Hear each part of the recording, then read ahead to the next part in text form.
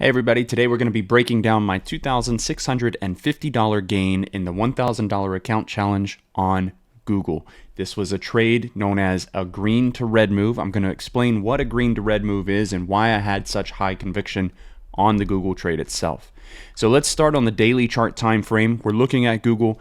First thing that we notice here is that it's stagnant, right? It's kind of moving sideways with a lot of resistance up here around 126, 127 area.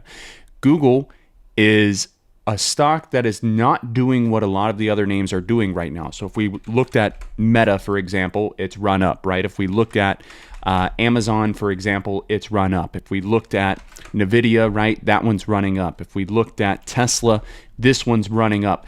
Google, on the other hand, has been one of those names. It's just been moving sideways. It's been consolidating. It's been unable to break resistance. So that's the first thing to note.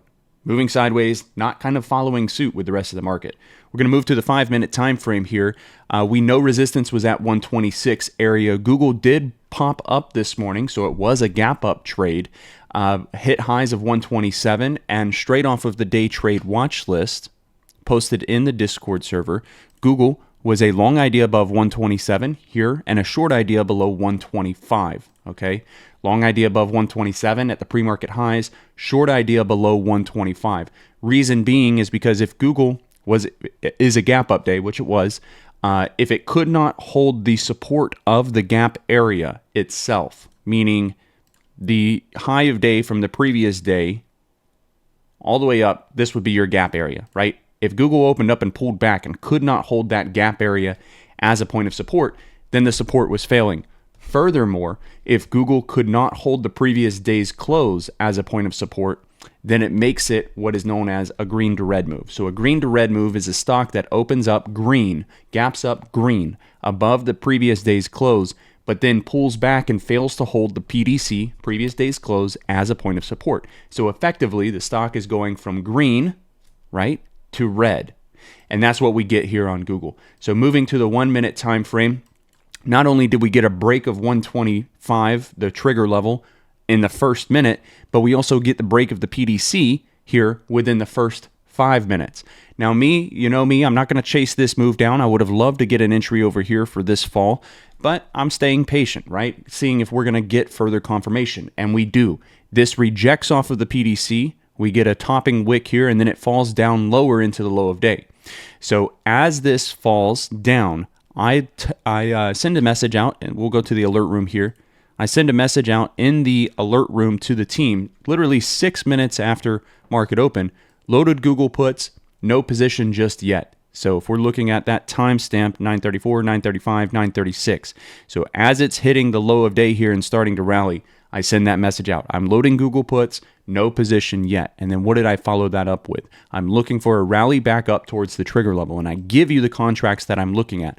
Then 2 minutes later, 9:38, I take my entry, Google short 158 fill. So 9:38 is going to be right here. So here's the deal with these red to green moves, and if you flip it, it'd be green to red. In this case, red to green. The deal is the PDC. That's the main level you're watching, and it's noted by this green line right here.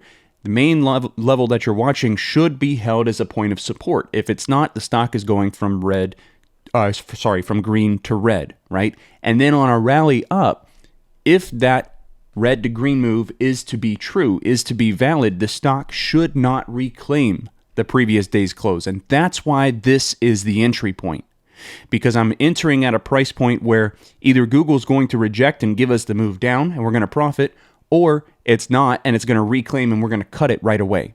Okay, so it's that low risk top side with the potential for the high reward down to the bottom side. And that's how I like to take those entries. And then the rest is just trade management. So I give you the contracts again that I took. Again, my fill price up 10% here.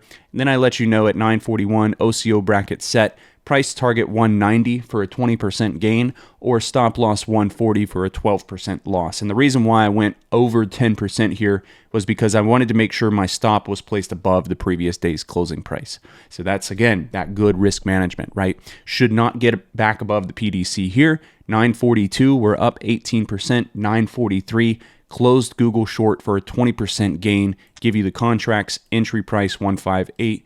stop closing price 1.90, now into low of day. So 943 is going to be right here. I probably sold this a little too early, I will admit. However, I'm a base hit trader, and 20% gain is really nice on whatever capital size that you use normally.